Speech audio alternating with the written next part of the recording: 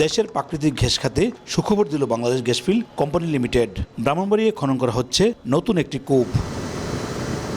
ত্রিমাত্রিক ভূতাত্ত্বিক জরিপে নন্দনপুরের মাটির গভীরে গ্যাসের অস্তিত্ব মেলে। এরপরেই নতুন এই গভীর কূপটি খননের উদ্যোগ নেওয়া হয়। বিজিএফ সেল জানান, তিতাসের ৩১ নম্বর কূপটি ৫,৭০০ মিটারের বেশি মাটির গভীরে খনন করা হবে। পরিকল্পিত গভীরতা আমরা ৫,৬০০ মিটার পর্যন্ত যাব।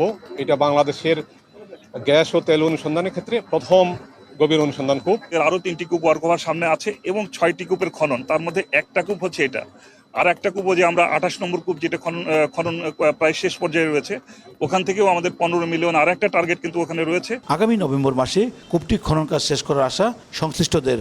কাঙ্ক্ষিত গ্যাস পেলে দৈনিক অন্তত ১৫ মিলিয়ন ঘনফুট জাতীয় গ্রিডে সরবরাহ সম্ভব।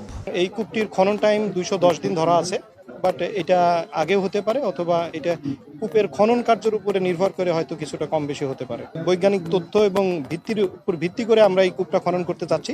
তাতে আমরা আশাবাদী যে আমরা এখানে কিছু, আল্লাহ যদি আমাদের সহায় হন, আমরা কিছু পাবো। আগামী ৬ মাসের মধ্যে তারা ৫,৬০০ প্লাস মাইনাস ১০০ মিটার গভীরতা পর্যন্ত খনন করে শেষ করবে এবং এটা যদি সফলভাবে সমাপ্ত করা হয় তাহলে দৈনিক ১৫ মিলিয়ন ঘনফুট গ্যাস আমরা জাতীয় গ্রিডে সংযুক্ত করতে পারবো বলে আশা করছি। একই প্রকল্পের অধীনে বাকরাবাদ গ্যাস ক্ষেত্রের ১১ নম্বর কূপ খনন কার্যক্রম পরিচালনা করছে চীনের ঠিকাদারি প্রতিষ্ঠান সিসিডিসি। দুটি কূপ খননে ব্যয় ধরা হয়েছে প্রায় ৮০০ কোটি টাকা। তিতাসের এই গভীর কূপটি খনন করার পর কাঙ্ক্ষিত গ্যাসের অস্তিত্ব পাওয়া গেলে আগামী বছরের শুরুতে জাতীয় গ্রিডে দৈনিক ১৫ মিলিয়ন ঘনফুট গ্যাস যুক্ত হবে বলে জানিয়েছেন সংশ্লিষ্টরা। উজ্জ্বল চক্রবর্তী, সময় সংবাদ, ব্রাহ্মণবাড়িয়া।